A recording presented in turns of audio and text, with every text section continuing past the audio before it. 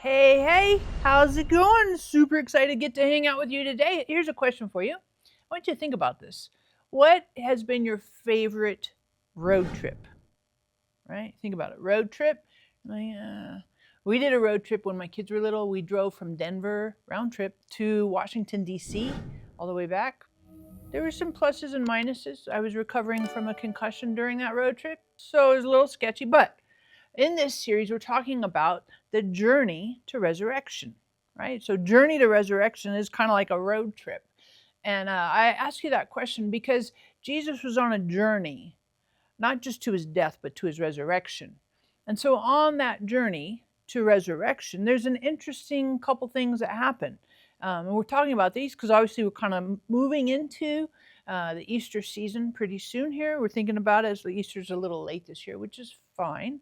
But one of the stops that Jesus made on his journey, like a truck stop, a fuel stop, a rest break, those kinds of things that happen on a road trip, Jesus made a pause on his journey to resurrection, and he stopped for his good friends, Lazarus, Martha, and Mary. And here's the scenario. In John chapter 11, the sisters, Martha and Mary, had sent to Jesus and they told him, the one you love is really sick, i.e., our brother is sick. In so many words, come and heal him. And it's interesting because Jesus wasn't on their timeline. In fact, he intentionally waited until Lazarus was fully dead. And when Jesus finally showed up, again, he's on his journey to resurrection. Jesus shows up and Lazarus is dead. And from the sister's point of view, with Lazarus' death, Jesus missed his window to heal Lazarus. And I think sometimes we have that idea in our mind. We want Jesus to do something. We pray, we ask Jesus. I'm sure you've probably asked Jesus to do something and maybe it didn't happen.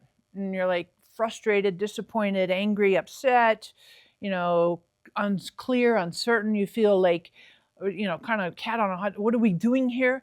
And that was Martha and Mary. They're like, we asked you to come and heal him. You didn't, and now you missed it. You missed your chance to do that healing thing. And I think sometimes as we go through life, we have similar experiences. Jesus, I asked you to do X, Y, and Z. You didn't do it. You missed your chance. And I like what Jesus says, because both of these sisters, they say to him, Lord, if you had been here, our brother would not have died. And it's interesting with both of these ladies because one of them, Martha, tends to be a little more cerebral, and Mary tends to be a little more emotionally wired. So Martha has this dialogue with Jesus about her brother's death, and Jesus in the dialogue says, I am the resurrection and the life, which is pretty cool because, again, Jesus is going to journey to resurrection. So he tells, it's kind of like a precursor, like a spoiler alert, if you will. But with Mary, it's not a conversation. Mary is just emotional. She falls at his feet, weeping, crying. And it's interesting because it says Jesus, this is the only place, shortest verse in the whole Bible, Jesus wept. And I appreciate that Jesus responded to each sister in the ways how they were organized, wired up. So to Martha, he has this conversation, but to Mary, who is weeping in a puddle of tears, he weeps with her. And I love that Jesus, on his journey to resurrection and on our journey in life, Jesus joins us at these various steps and stages in our journey, on the journey of life. Whoop! Hold on. It's time for your joke break. I know. You're really excited about this. I say with dripping sarcasm. Okay. Where do pirates get their hooks? Pirates get their hooks from secondhand stores. All right, let's get back to something really good. And whether you're young and you're just going into college, or maybe you're just in the middle of your career, and maybe you're starting to have a family, or maybe you'd like to get married, you've never been married, whatever the places are in your journey in life, Jesus can walk with us. Jesus journeys with us, a road journey, road trip. So Jesus connects with both Martha and Mary in their respective personalities, how they're organized internally. Jesus does that. But then what I love too is that after he has the conversation with Martha, after he does the weeping with Mary, he doesn't leave it as it is, but he says, take me to the tomb. Where is Lazarus buried? And Martha leads him. We don't see Mary again in this whole story.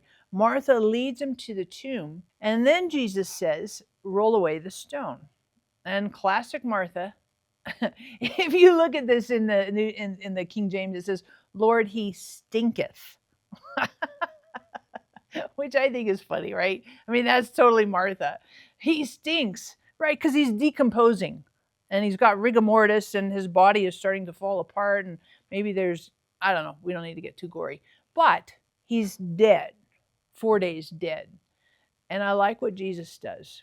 Jesus has the stone rolled away and he says in front of everybody, Lazarus, come forth. And it says that Lazarus in his grave clothes stood up and hopped out of the tomb. And if you're in the crowd, if you're Martha standing there, you got to know your teeth are on the ground because you didn't really see that coming. That was like, whoa, we were thinking healing. And Jesus had a totally different idea in mind. It wasn't all about healing. It was about resurrection. And the journey to resurrection isn't just an end game, but it can be throughout our journey in life.